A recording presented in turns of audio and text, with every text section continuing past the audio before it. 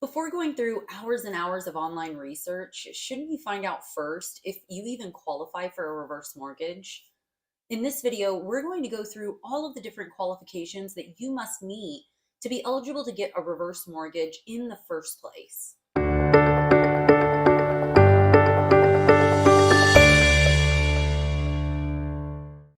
Hey everyone, Taryn Proctor here with Retirement Home Equity Advisors. And I have folks call in all the time that did a bunch of online research before reaching out to us, only to find out after a couple minutes on the call that unfortunately they don't even qualify for a reverse mortgage. Some will never qualify unless they moved, some just don't qualify yet. But nonetheless, they spent a bunch of time online sifting through the abundance of the information in the .com ether, and they don't even qualify. That's why we're going to go over all of the minimum qualifications of a reverse mortgage in this video so that those that don't feel comfortable picking up the phone and reaching out to us just yet can try to make sure that they qualify first before digging into the guts of this financial product. Now, don't get me wrong. If you just don't qualify yet for a reverse mortgage, it's of course still beneficial for you to do your research and learn about the loan so that you can determine if when you do qualify, it would be a good fit. You can actually plan better that way too. But nonetheless, it's disappointing to find out after the fact that you don't qualify. So this video will help you out. But first, if you are not a subscriber to our channel yet, go ahead and hit the subscribe button at the bottom of this video. We put out in-depth reverse mortgage education once a week that you don't want to miss out on. As well, if you find this video helpful at all, definitely hit the like button below the video. It's incredibly helpful to the channel and tells YouTube that our content is actually informative and will help this get seen by more people who may need this information. Now, there are generally two things that need to qualify for the reverse. First is your house or the property itself. And second is you. You personally need to qualify. And we'll go over the property requirements first. So in order for your property to qualify for a reverse mortgage, it must first be and remain your primary residence.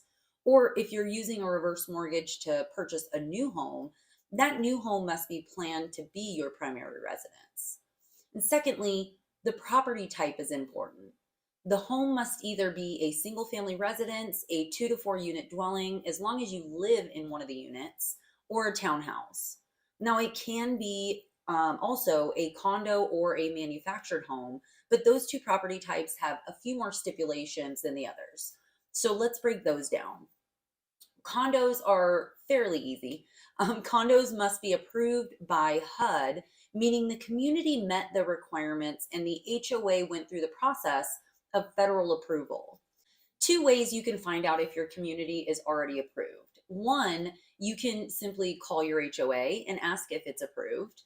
Or two, you can visit HUD's condo approval website that I put a link to in the description of this video. You'll input the condo information that the website requests, and it'll tell you if that approval is active, expired, or non-existent. If the condo isn't approved, fear not. There are options to either get your specific condo approved or the whole community approved.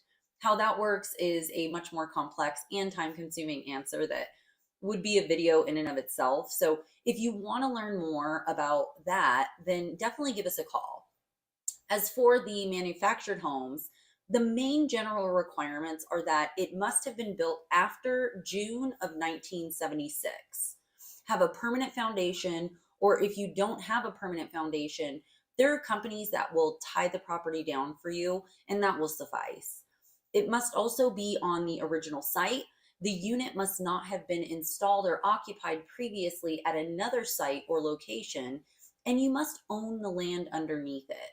So that means, unfortunately, as of today's date, you cannot lease the land or pay space rent and qualify for a reverse mortgage. Now, on to the personal requirements of a reverse mortgage. What do you have to do to qualify for a reverse mortgage loan? First, any borrowers must be 62 or older for the federally insured reverse mortgage. And for the proprietary reverse mortgage, you can be as young as 55. We'll be doing a video in the future on the differences of both of those reverse mortgages, but the majority of all reverse mortgages are the federally insured reverse. So, unless specified, our content is mostly going to be discussing the federally insured reverse mortgage. Now, if you're married and you are 62, but your spouse is not yet 62, you could still do a reverse mortgage, but your spouse would not be considered a borrower on the loan.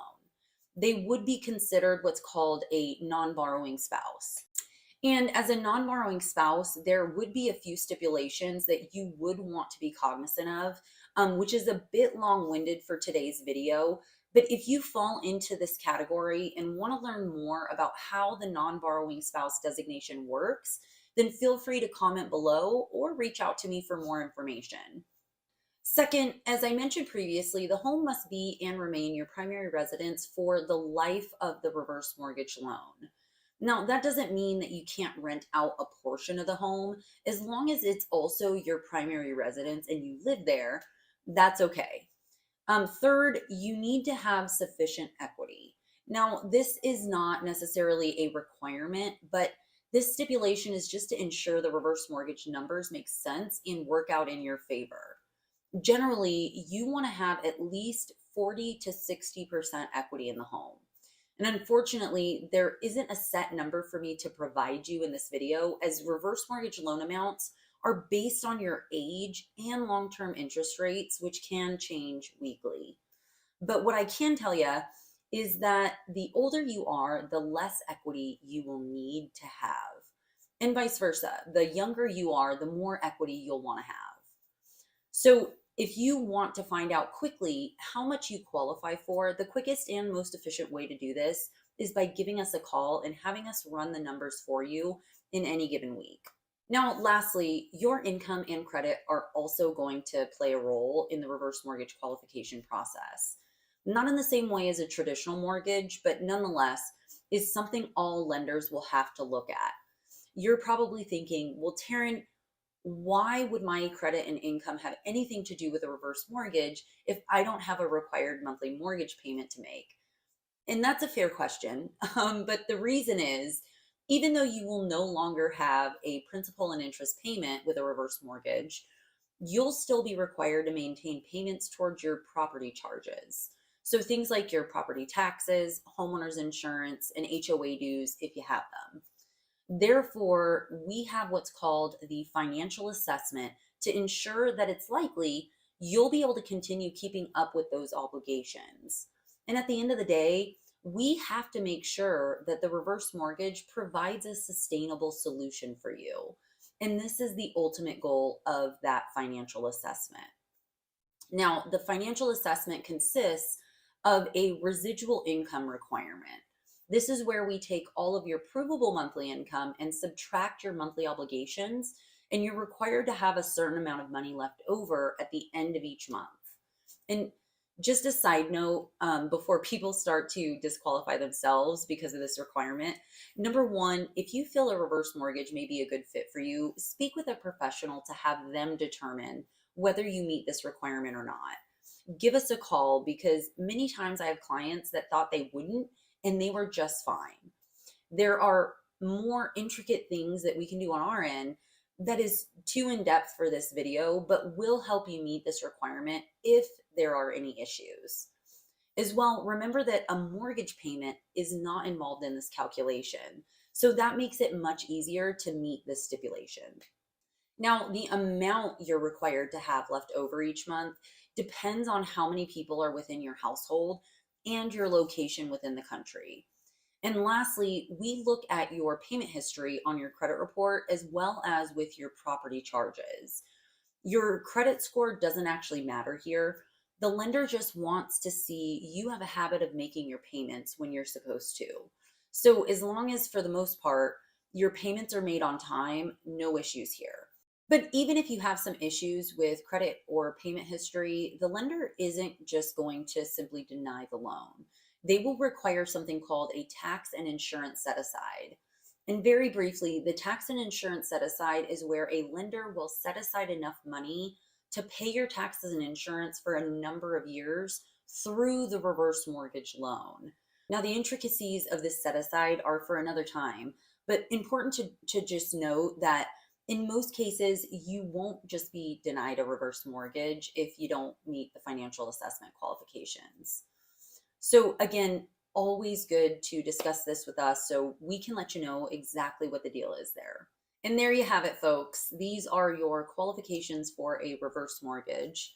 If you have any questions about qualifying for a reverse mortgage, how much you qualify for, or about reverse mortgages in general and live in Arizona, California, or Colorado, then give us a call at 888-982-0475.